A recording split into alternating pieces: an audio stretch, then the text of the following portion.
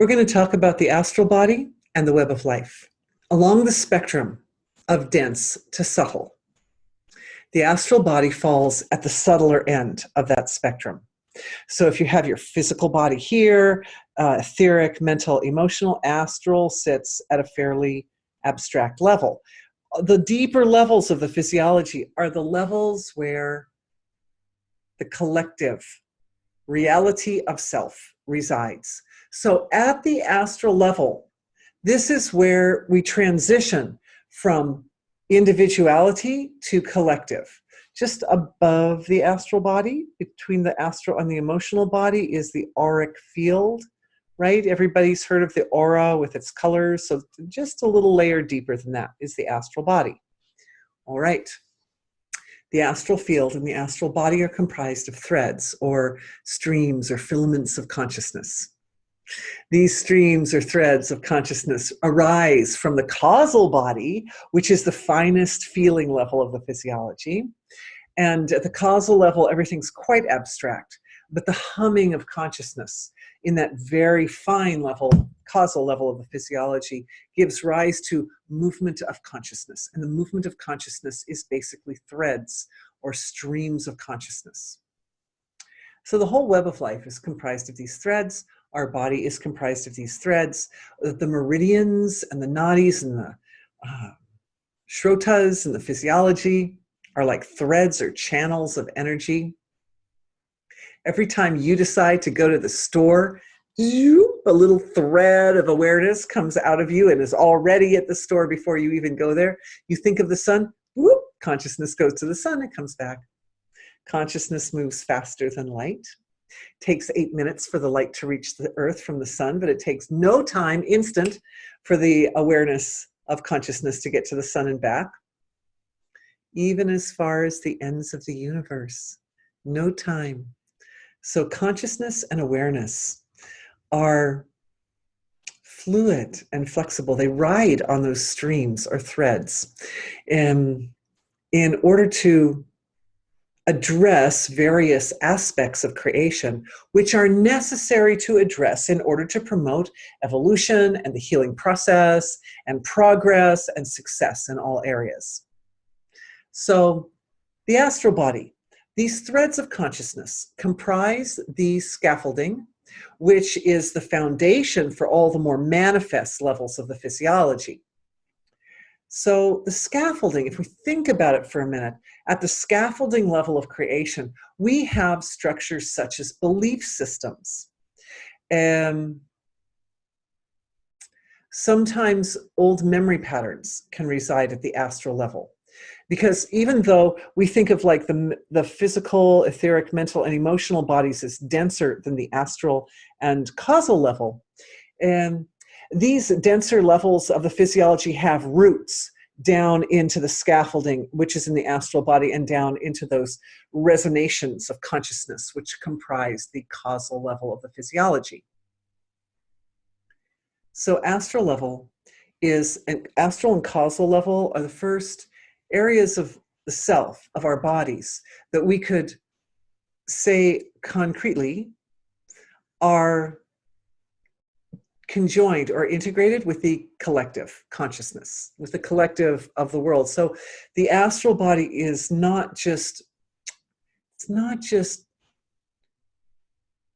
constrained to your individuality, but the astral body is where you interface with your world and with reality.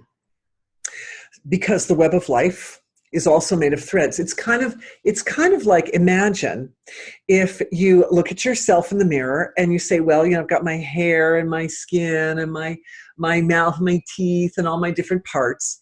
But then suppose you looked at yourself in the mirror just as atoms. If we bring awareness down to a finer, more abstract level, or a sort of deeper level of its manifestation, we say, well, I'm just atoms. And then you look out in the air and you say, well, the air is just atoms. And at the atomic level, it's much more difficult to discriminate, like, where do I end and the air begins, because it's all atoms. So the astral level is a little bit like that the self is comprised of these strings or strands or threads or rivers of consciousness. And so is the web of life. And so at the astral level, there's this sort of softer or smoother relationship between each one of us as an individual and our environment.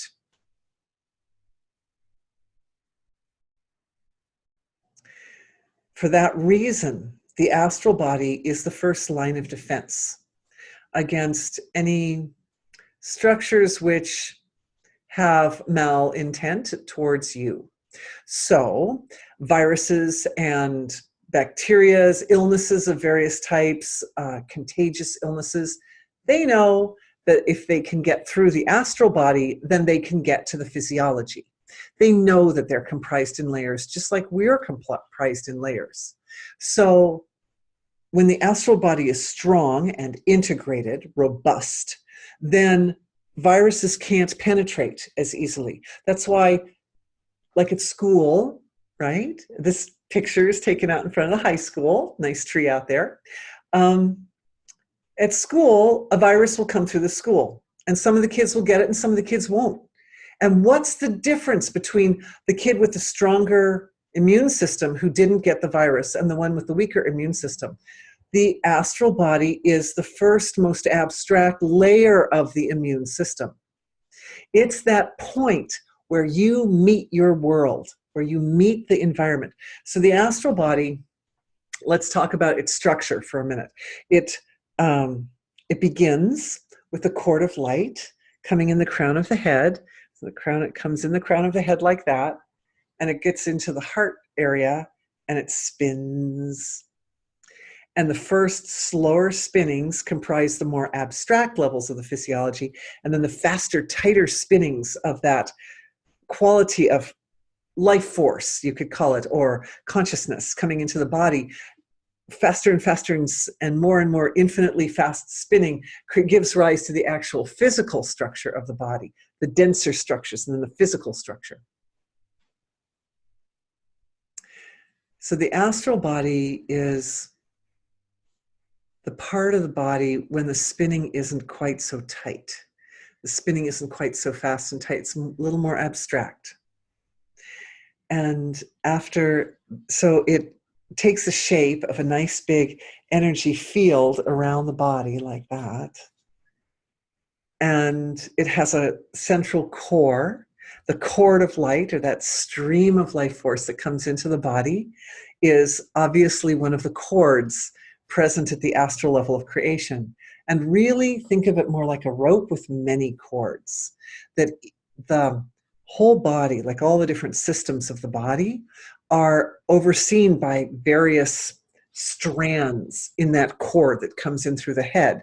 So that's why if you look at diagrams of the nervous system or the circulatory system or the lymphatic system or even the skeletal system or the digestive system or any of the systems of the body, if you Google images, you'll see that these structures look like threads. Even the digestive system is a big tube, starts here, right? It goes down through the body. So they're all tubes or threads or cords. And the cord of light that comes in the head, that brings all that life force, it brings the cords associated. There's a cord for the circulatory system and a cord for the nervous system, and a cord for the digestion, etc.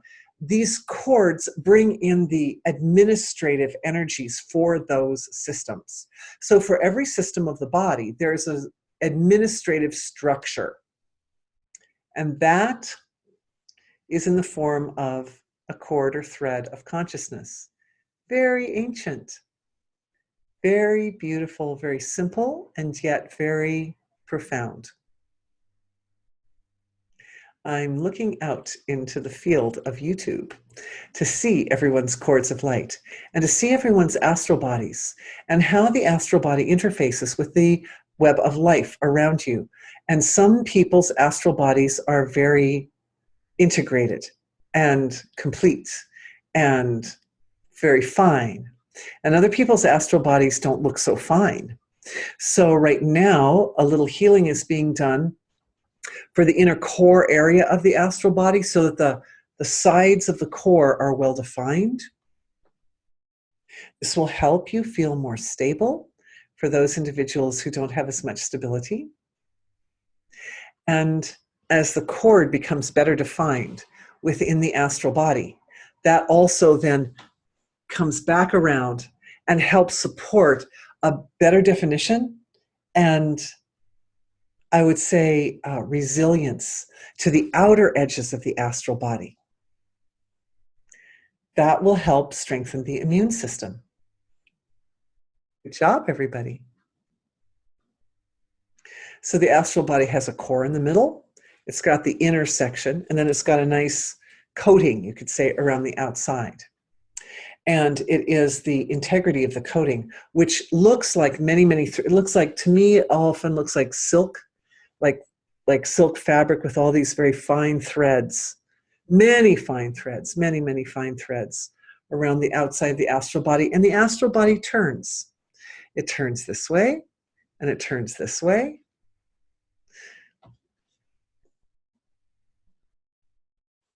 So the turning astral body has the ability to expand or contract according to your intention.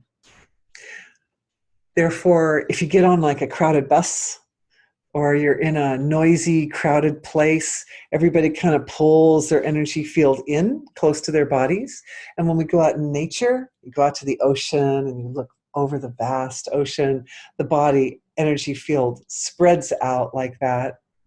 And when the energy body expands, it feels really nice. And when we take a walk in the forest, the astral bodies of the trees and the bushes and the other natural forms in the forest expand out, and our astral body expands out to meet them, and you get these lovely, like, astral massages walking through the forest.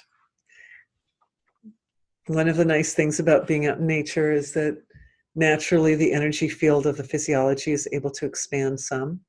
And relax and expand. That's why it's relaxing to be out in nature. Anyway, so this is the astral body.